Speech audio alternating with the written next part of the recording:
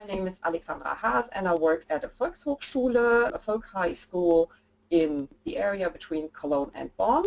And I worked a little bit on the English practice material with a large team, so this is why I'm your moderator presenter today. And our topic today is listening skills. When you registered, you probably read this sentence: being able to understand others is probably the most important skill for language learners, yet in the classroom listening exercises are the least popular. And this is something I've been thinking about a lot, that usually our students come to learn a language, and what they really want to do is understand speakers of other languages. But then when it comes to listening exercises, they really don't like them, which is not that logical. So I wonder why they don't like them. So this is something I'd like to discuss with you today, and then have a look at the online practice material of EPM, the English practice material, so to see if there's anything there you can use and that can make listening exercises a little more attractive. So just to show you what my plan or our plan for today is, I'd first like to show you very quickly what EPM is, the English practice material, for those of you who haven't seen it yet or don't know exactly what it is. And then we'll have a short theoretical input, and we'll look at listening skills and how to train them, what exercises there are, and think a little about the question why learners don't like them so much, or at least in my experience. And I go and sit in on many lessons because I'm head of department, and I usually see that other people's English learners also don't like listening exercises that much. So this is something I'd like to talk about with you. And which leads me directly to the question, who's in control? So can we do something to individualize learning a little more, to make it more comfortable and more fun for our learners? And finally, I'd like to show you the online material of the English practice material, focusing on the listening, show you what you and your learners, your students, can do with that free online material. Okay, as Nadia already said, if you have any questions, feel free to just type them in your chat box, and if I don't see that there are new questions, Nadia will tell me, so I'll try to answer your questions. Or if you have any suggestions or comments or anything, just put them into the chat and we'll try to integrate them into the workshop. Okay, so let's start with the English practice material. Now, I think this is a super picture, because whenever I see EPM, I think the E stands for emotions, which is not true. It's a short form of English practice material, but it's actually based on the topic of emotions. So unlike other teaching material or practice material, it's not about topics like going abroad or going to the doctors or meeting friends or at the office or things like that, but the topic of each unit is emotions. So there are lots of emotions. And that brings me to my very first question for you. When you think about emotions in the classroom, what would your learners say? I've asked a few learners and I got comments like, I hesitate to express emotions in English. I don't know how to tell people how I feel in English. I don't want to talk about emotions, only about facts, or things like emotions are a topic absolutely everyone can relate to. So I would like to know from you what you think your learners would say. Okay, so I think that's pretty typical. A lot of participants, a lot of students hesitate to express emotions. Sometimes they think they don't know about the culture and it could be inappropriate, and usually they don't learn how to express emotions. And that's the basic idea of our practice material, that on the one hand, emotions are absolutely universal.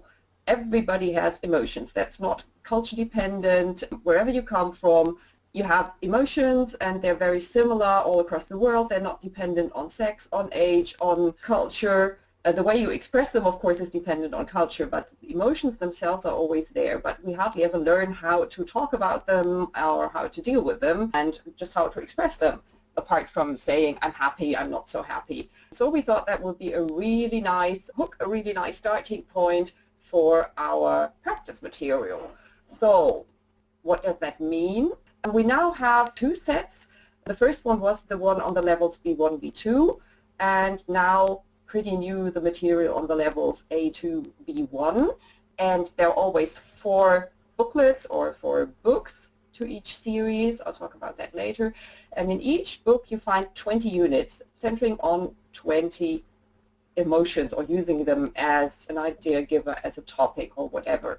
So why is it always 2 levels? Because this really is originally practice material, and you can practice for the dual level exams, for the TELC dual level exams. We had the feedback that for those dual level exams they're very attractive for learners, but there's no real practice material apart from the mock exams.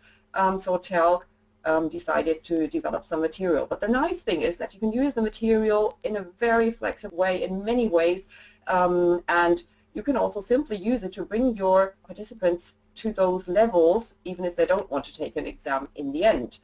So that's the basic idea of this practice material. And why are there 4 books? I think you've already guessed or probably already seen it. For each series we have 1 book each for speaking, listening, reading, and writing. So what you can do with the material is you can focus on one skill. So you can either use all 4 booklets in class and go through all 4 skills, or if, for example, you teach a conversation class, you only use the speaking booklet, or in your class, if you realize, well, they're really pretty good, but writing skills could use a little update and they could get better at that, you use the writing booklet and only use that, or the reading, or the listening, whatever you want to do. So as you can see, although today we're talking about the online material, there's also 1 book in each series centering on listening. So you can also use that in class if you want to work on the listening skills.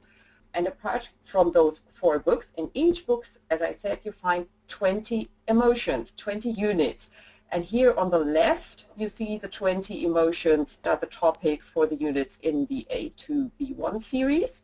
As you can see, these are more basic ones. Probably the first ones you want to talk about: interest, boredom, excitement, shyness, love, hate, envy, trust, and so on. And in black on the right-hand side, these are the 20 emotions of the B1, B2 material. In each book, you have the same 20 emotions. For example, A2, B1, no matter whether you take the reading, the writing, the listening, or the speaking, the first unit is always about interest, and the third is always about excitement. So what you can do is either choose 1 emotion and go through all 4 skills, or choose 1 skill and just go through the emotions. They're separate units, so there's no progression. You can use them in any sequence you like. You can pick and choose. You can either do them from 1 to 20, starting with interest and ending with calmness, but you can just as well choose 1 emotion you think is interesting and would be nice for your learners to talk about in that week. Before we go to listening, I'd also like to show you what a unit looks like. As you can see, it's always a double spread. And the important thing is that it's always a proper lesson for your class. It's not, if it's the listening book, it's not only listening exercises, or if it's the writing book, it's not only writing exercises, but it's always an interactive unit for your group. Only at the very end, with the final activity, focusing on this particular skill. But the rest is always interactive. There's always speaking, there's always listening, just like a proper course book would present a unit. So this would be 1 unit, in this case from B1, B2. The topic is "That's funny." And how are they structured? You always have this little picture at the top. So we have our little skill bros, but I keep forgetting, I'm really sorry. So we have the skill bros here, and there's always this kind of cartoon, and that's the same in all 4 books. So for the topic "That's funny," we have skill bros with this little cartoon. You'll see different ones later. So that's what it always starts with, and there's always a warm-up activity. Then there are a few more activities, but in each unit you also always have this post-it thing. So there's always a learning tip, in this case centering on or focusing on telling a story, because this is the speaking booklet and it's about telling an anecdote, a funny story. So there's a tip, in this case, how to introduce a story. And then there are always exercises, but as you can see with the symbol here, although this is the talking one, there's also a listening exercise involved and a lot of interactive activities. And then at the very end, you always have this box, again stating what skill this unit is actually focusing on. So for each unit in the book we have different sub-skills. In this case it's fluency, because the main activity is telling an anecdote or telling a funny story. All the units are structured in that way, and there are lots of fun activities, very various ones, really interesting ones. I really like the material, but this is the main structure of the units. That's about the print material, and now I'd say we get to our main topic, which is listening. And here you see our skill bros eavesdropping, and we're looking at how to practice listening skills. And again, I've got a question for you about listening skills. What statements would you agree to in your experience, in your classroom experience? There are a few statements. The first is learners want to understand everything. The second one is listening exercises are usually too fast and too complicated. Third one, learners need help to understand the listening exercises. Fourth, understanding others is the most important skill, or probably none of the above. So again, could I just ask you to quickly click? So obviously your experience in the classroom is very much like mine. Your learners say the same things my learners say, because these are actual statements from participants of courses. What does that mean? What are the consequences? At least from the perspective of our learners. So what I've experienced is, if a learner says I want to understand everything, quite often they say, why don't you stop a listening exercise after each sentence and translate everything? I don't know what your experience is, but mine is that quite often, especially adult learners, ask for a translation because they really want to know absolutely everything. And they don't think about a listening exercise as something authentic, and that in real life they probably don't understand every single word, even in their native language, but they want, in a classroom situation, they want to understand everything, and they ask you to stop and translate. And the second point, listening exercises are usually too fast and too complicated. Quite often, learners say, why are there authentic texts with authentic speakers? This is too fast, I cannot understand it. I want someone probably like my teacher who talks slowly and repeats things. So I don't want to listen to authentic texts. I want special texts or special listening exercises by professional speakers for my level. Again, completely forgetting that in real life, outside the classroom, there are no A1 or A2 or B1 level speakers. There are just authentic speakers who probably will not slow down and certainly not adapt their vocabulary to language learners. And then many learners say, I need to help to understand the listening exercises. So quite often in my experiences that they want to read the transcript while listening, because of course in that situation it makes it easier. Unfortunately though, in real life, of course, there is no transcript. Again, this might be helpful in this very classroom situation, but it's not helpful when we think about real life and communicating in that language. And then the last one, understanding others is the most important skill. I find quite often that our students, our learners, focus far too much on the classroom situation.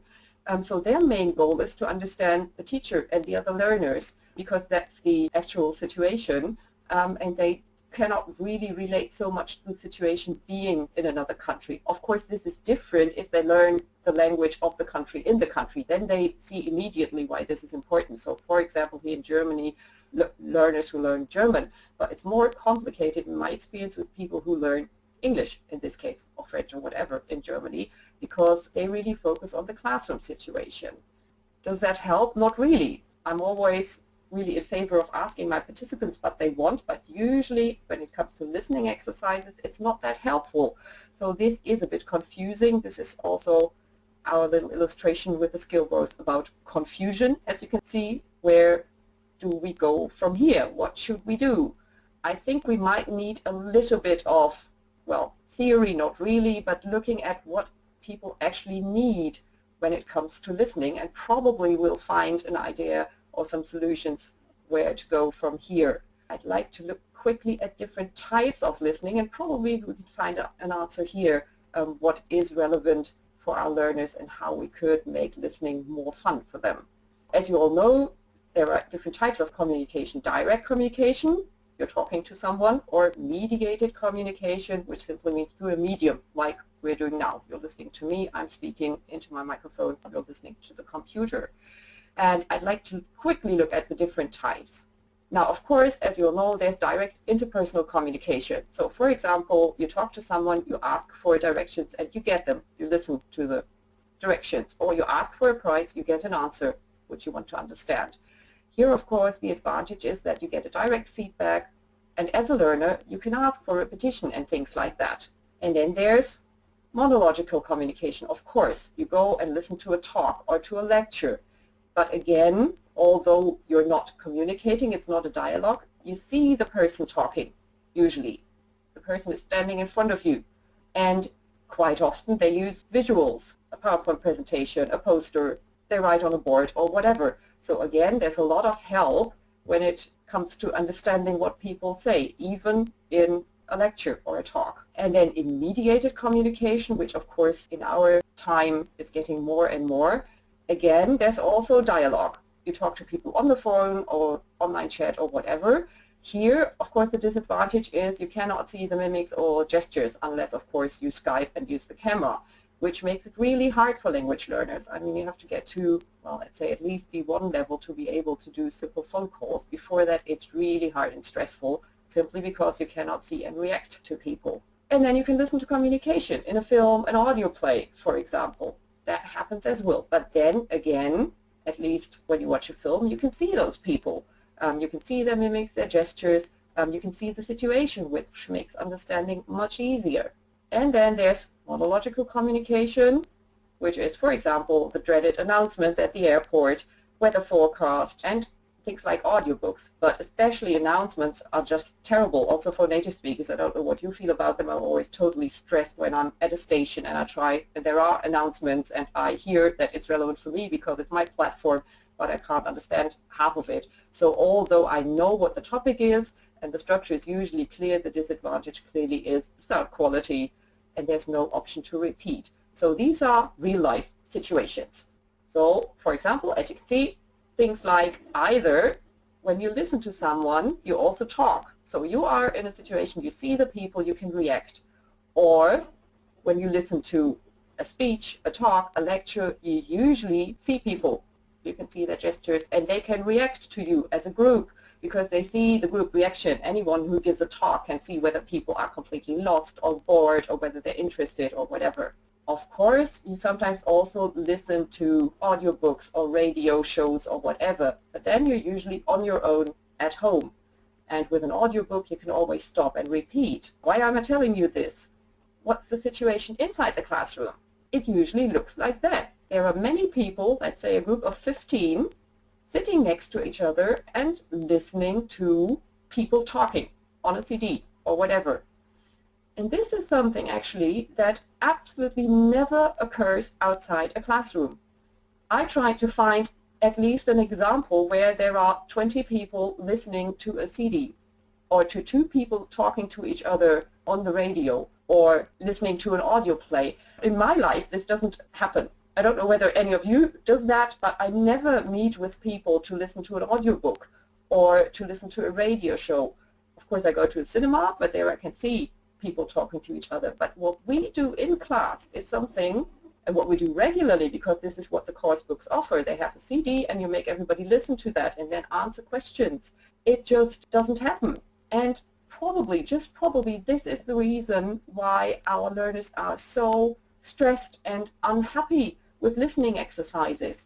They might not be able to rationalize this and just state it and say this is unnatural, but they have a feeling that this situation just doesn't happen in real life. They've never been in a situation like that.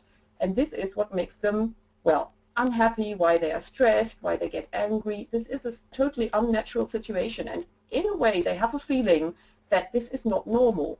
And this might be the reason why they don't like listening exercises. Because even if at home they listen to an audio play or whatever, they can always stop. Plus, this is clearly listening for pleasure. So nobody who listens to an audiobook stops every 10 minutes, takes out a worksheet, and then starts answering questions, detailed questions about this. This just doesn't happen. You listen to a book because you enjoy the book, and you just try to follow the storyline. probably the main reason why in class people sometimes don't like the listening exercises so much is because it's not really an authentic situation. And unfortunately, people get the feeling that they lose control. And when a learner feels stressed, angry, frightened, or not in control, the thing our brain does is simply block off the short-term memory. That's a biological reaction. There's nothing we can do about it. The moment we're stressed, angry, or frightened, our brain panics. And there's a lot of adrenaline and things like that, and the memory is completely blocked off. So what does that mean for our classroom? If students are frustrated or stressed by listening exercises, they will not learn anything. Unfortunately, the moment they feel stressed, there's very little learning going on, and that's of course not what we want. So what do we want? Of course, we want to find out what can we do to make our learners feel comfortable with their listening exercises. How can they take control of their own learning to make it more fun, to relax them, so that they enjoy practicing their listening? Because I think we all agree that listening really is important. So the solution certainly is not we just don't do any listening exercises anymore. We have to do training for listening. We just have to find out how to do that and probably find a few more options. One option would be to individualize learning. There are different types of listening. We've just looked at them. So if possible, we could think about offering different types of exercises, not always listen to a CD and answer questions, but bringing other types of listening, things that are more natural. For example, film scenes, audio plays, but also the group listening to native speakers, real native speakers talking to each other. And of course, there are different learning styles. So it would be nice if we had different options to do the exercises. I know very few course books that actually offer or explicitly offer different options to do exercises. I do a lot of teacher trainings. I don't know how often I've told language teachers to make participants close their course books when they listen. I still believe it's a good idea, but of course there are people who have different learner styles and they're stressed because they know eventually they will have to answer questions about the text, and they feel extremely stressed if they cannot look at the questions while they're listening. So probably we could try to offer different ways and tell people, if you feel more comfortable, keep the book open, look at the questions. If you feel confident enough, try it, closing the book, and see how much you can remember. Just experiment and find out what you feel comfortable with. And of course, there are different learner needs. We don't have to practice everything. If your whole group says, we'll never go to the country or to an English-speaking country, which is highly unlikely, probably they do not have to practice how to listen to airport announcements or things like that. And of course, there's inside and outside the classroom. The answer is not that you, as a teacher, have to squeeze that all into your 90-minute classroom time or have to find all the answers. There are also many opportunities outside the classroom where people can practice their listening. So probably we can find a few options here. For example, our online material. Before we go to that, I would like to know what options you actually have in your classroom. So here's another question for you. So I'd like to know what you can do in your classroom. Can you play a coursebook CD? Do you have the option to record and play radio shows and things like that? Do you have internet access in your classroom? How many of you have probably even access to a computer room for the whole class? Do you have the option to ask a colleague to come in so that your class can listen to authentic conversation in English? Or could you even show films and videos in class? Oh, interesting. Most of you, but not all of you, can play the coursebook CD. There are only 30% can record and play radio shows. 60%, nearly 60% have internet access. That's interesting because that's really helpful. You can get a lot of nice listening material via YouTube and things like that. 40% have access to a computer room. That's very nice. So you could even do online exercises in class or at least introduce your learners to the material and help them get logged in and stuff like that. And 70% can show films and videos. Oh, that's excellent. Because at my school, I think only about 20% of the teachers would say they can show films and videos because we don't even have beamers in the other classrooms. there are many things you can play around with and quite a few things you can try out. So probably it's a good idea to play around with many ideas and a variety of listening exercises and not always only use the coursebook CD, because this is something your learners probably feel most uncomfortable with. And everything else that looks more like real life, they might find more comfortable with and they might be more relaxed about, like listening to different people, like watching films, because this is something they do at home as well, probably not in English, but it's a normal situation. I completely agree that we're more going towards listening again, especially audio CDs are really, really en vogue again. But the important point here is that the aim of listening to a novel is completely different. If you listen to an audiobook, you do that on your own, in your leisure time, and you listen for pleasure. Actually, at the moment, the Common European Framework of Reference is even adding this particular area, listening or reading for pleasure, because they've realized that this is really different from listening for a purpose. Yes, you're right, people do listen to audio CDs or audiobooks, but they usually do that on their own, and nobody is there with them to ask them questions about the whole thing. So they just try to follow, in a very relaxed atmosphere, they follow the story for pleasure, but they don't have to answer questions later, and they can do it in their own time. But that's a very good point, and which is also a point that leads us towards the online exercises, because this is also something you can do at home and not together with a whole group, because one thing you cannot do in the classroom is individualize the learning, unless, of course, you're in a highly equipped classroom where everybody has their own headset and can do it in their own time. But usually you just have to play the CD for everyone. And I think you all know the situation that you want to play the listening exercise twice, and there are always a third of the people who say after the first time, it's okay, I have all the answers. And even after playing it the second time, there's still a third who say, oh, could I listen a third time? I still don't know the answers. So this is a bit problematic for the whole group, and this is something which is much easier if everybody does their listening exercise on their own. And that brings us to our EPM online material. A few of you haven't looked at all the material or not looked at the material. I'd just like to show you a very short film that gives you an overview of the material, and then we'll look at particular exercises, if that's okay for you. So first we'll go to, can everyone see that now? Yes, they probably can, right? Yes, we can see the video, yes. Okay. Can you also hear the sound? It should be very, very quiet. But still. No, but I think it's better only to see the image, not the music, because sometimes the transmission is not very, very good. Yes. Okay. So that's where you find the material, telc-english.net, and then you click on Campus, and then you have to register. But you can register for free, so it's free for everyone, teachers, learners.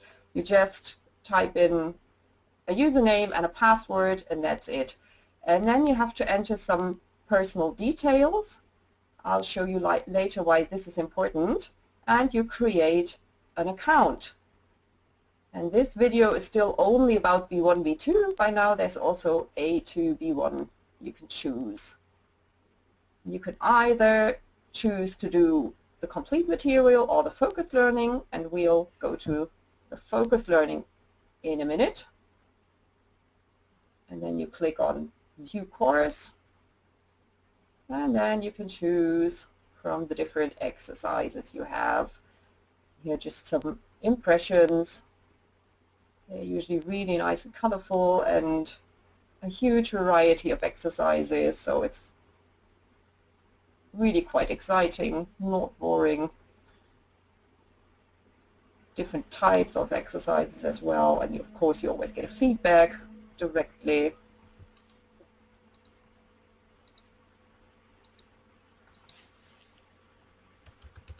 As you can see, there are things like memo games or drag and drops or putting things in the right order, or all the different types of online exercises you can do.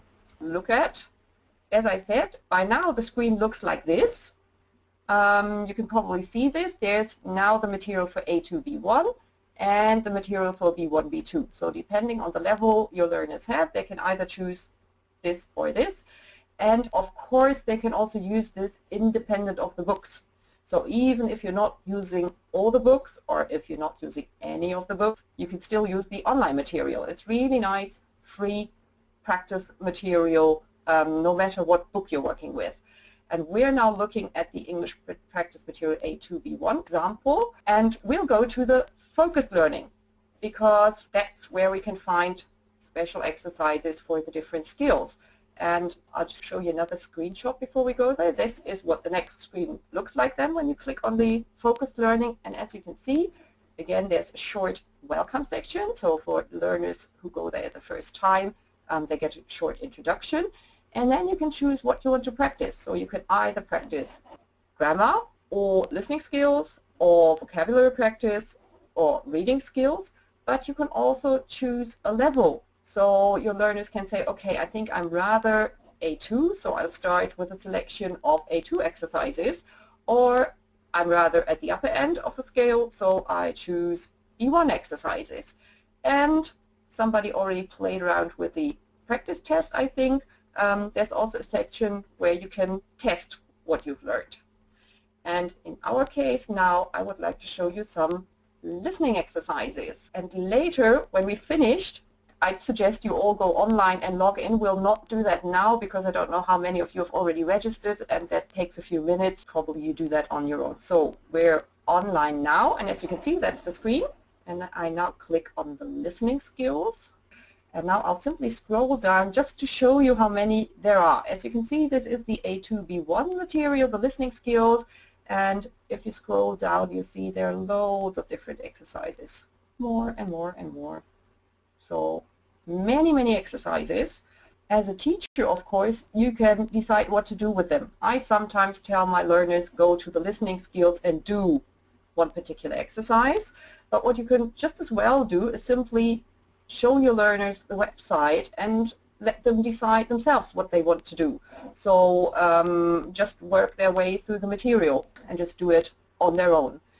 Now, let's see, what would we like to look at? Well, probably the radio advertisements. As you can see, when you click on the exercise, there's a screen opening, and here we go. This is what I wanted to show you. This is why you have to register and why you have to have an account, because when you've worked on material, the system remembers you. As a learner, when you've already worked with the material, whenever you go back, the system asks you, would you like to resume where you've left off, or would you like to start new? So it keeps track of the exercises you've done, and this is important. This is why you have your own account and not just a free website where you can use exercise without logging in. Now, our exercise now is special days, and it's radio adverts. And this is what it looks like. And I'll try to play this for you. Alexandra Transport offers a stylish solution. Arrive at the city's hottest restaurants or clubs with a luxurious stretch limo. Start the party the moment you leave your house. See our website for information, telfordtransport.com. What do you think? What's the right one?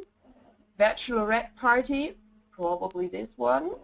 And I'll just quickly go through the others because I already know the solutions. Listen to all of them just to show you the exercise. Okay, so you listen actually to 3 exercises, and we've talked about individualizing the learning. Of course, learners will go about that in a different way. Some of them will just listen to the first sentence and say, okay, I know what it is, and just quickly drag and drop, which is perfectly okay. And others will listen to the whole text to the very end. So depending on learner styles, people do listening in a different way. And actually, as you can see now in the next step, both works here, which I like a lot. Perfect matches, perfect job. We can go on to the next page. And now we get back to the listening, and it's actually a vocab exercise connected to the listening. Listen and match the adjectives to the advertisement. Which advertisements use which adjectives? If you are the type of learner who's listened very carefully to all 3 ads, you probably remember. So let's see. I think I remember which advert used perfect. Oh, and as you can see, there's a color change, so probably not correct. Yes, it was the one with the baby shower. And romantic, okay, probably second one, very good. Oh, the bachelorette party probably was luxurious, and so on. But if you're the type of learner who has just quickly dragged and dropped and not listened to all the text, you can listen again here. So you just click to play again. You have both options, and you can do it in just your own way.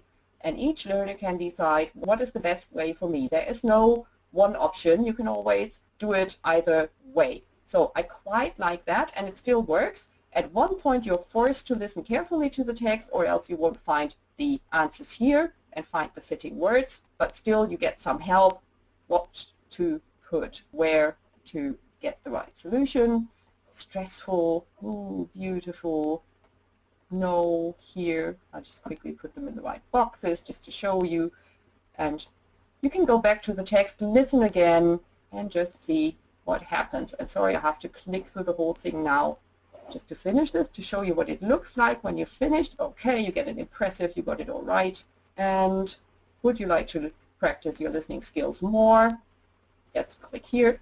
Get back to the first. No, Alexandra, in fact, sometimes in some modules you have the suggestion to go to the print material. You can afford purchase the print material, but not in all modules, some modules. But if you click, you can also finish the module, yes. Yeah, and then you see you get back to this page again, and you can say, okay, I'd like to do more online listening exercises, and probably I could show you just one more so that you can see how, again, what a big variety of listening exercises we have now. The first point really is in this one that people can do it in their own way, in their own time, when they feel like doing listening exercises, but also as fast or as slowly as they want. And there are different ways to do the exercises, but they're also very authentic situations. So for example, this one here, this is a typical thing. The instruction says, listen to the automated message, then read the instructions in the box and choose the correct number on the phone keypad.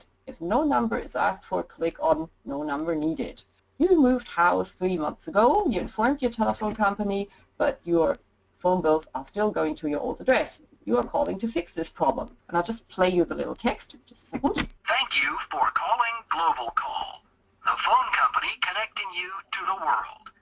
If you would like information on our prices, press 1.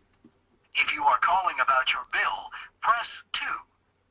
For changes to your address or bank details, press 3. To speak to a member of our technical support team, press 4. I could think, if I'm someone who clicks very quickly, oh, it's about a phone bill, I click the 2, but then the system says, good effort, but would you like to skip this question for now? So this is the wrong answer. No, I don't want to skip it. I want to redo it. I probably listen again to the text and then find out, oh no, it's not about the phone bill, it's about my address. Amazing, that's correct. And then you get to the next one, and this is really like an authentic telephone system we all love so much. So you go through the whole exercise from message to message and try to find the right buttons. So very authentic here. Okay, and as you saw, there are many, many other listening exercises your participants, your students can try out and just do on their own at home, either with you as a guide choosing the exercises or simply choosing their own material. This is really what I wanted to show you. Thank you for listening, and as I said, if you want to, just go to www.telc.net, click on campus and register and try out the material. Just try it out yourself and find out whether you like it and whether it's something you think your participants, your students would like. If you have any further questions, just type in the chat box and we'll try to answer them. Or if you have comments or any suggestions about this particular topic, send me an email. You can see my email here. If you want to know something about the English practice material, you can write to Sean McDonald. He's the project manager, or you can simply write to epm@telc.net, which will also find its way. If you have questions about the print material, about the online material, any suggestions, anything you'd like to know, you can simply go there and check it out, ask your questions. And we're always very happy about any suggestions or questions, because that really helps us make the material even better. Of course, the participants' material, the print material of English practice material, comes with the CDs for all the participants. So there's not a teacher CD, but the participants get the CDs. And of course, they can use all the audio material at home as well and listen again, or just do it at home, even with the print material. I think that makes a huge difference, yes. Yeah, thank you for listening in and for your comments. I'm always really happy if people type some chat questions or comments. Glad you liked it. Sorry if I missed this part, but do you recommend using audiobooks for only individual purposes? I'm not quite sure about that. I have a feeling that listening to audiobooks is something you do on your own at home. I think you can use them in class, and it's a bit like storytelling. With the whole group. Probably you should try it out with your group and see whether they like it. And if you have the feeling that they feel uncomfortable with it, just make them listen to the book at home. I haven't really tried that out so much. I know I had some groups who liked listening to stories together in the room, probably also creating a nice atmosphere, candles, whatever. But I know that if they're on different levels when it comes to listening, it might be boring for half of them and really stressful for the other half. So you probably have to try it out in class, whether your particular group likes listening to audiobooks as a group. So I just want to remind you, if you want to access Campus, you can also directly type campus.net. And you can find directly the website. Now it's even easier to find Campus in our website. There is a very big bubble. It was really hidden in the beginning. I had problems finding it, so it's much better now, that's true. Now it's, I think you're probably going to see it when you access our tech website, because it's a very big orange bubble, so you can see Tech Campus. It's easier. If you also, if you are in social media, you can also go to our telc English page, or also telc GmbH. And I'm also there in Facebook, like telc Nadia. If you want to ask me directly questions, if you like to use Facebook, you can also ask me there or write us an email. I hope not to see you again, but to meet you again in some webinar, or also in one of our workshops at TEC. We also have workshops here or in other cities. So thank you very much for all participants and for Alexandra again. Thank you, Nadia, and everybody have a nice day, and thanks for listening, in this case, for logging in, for whatever you say with the webinar, and have a nice day, everyone. Bye. Okay, bye.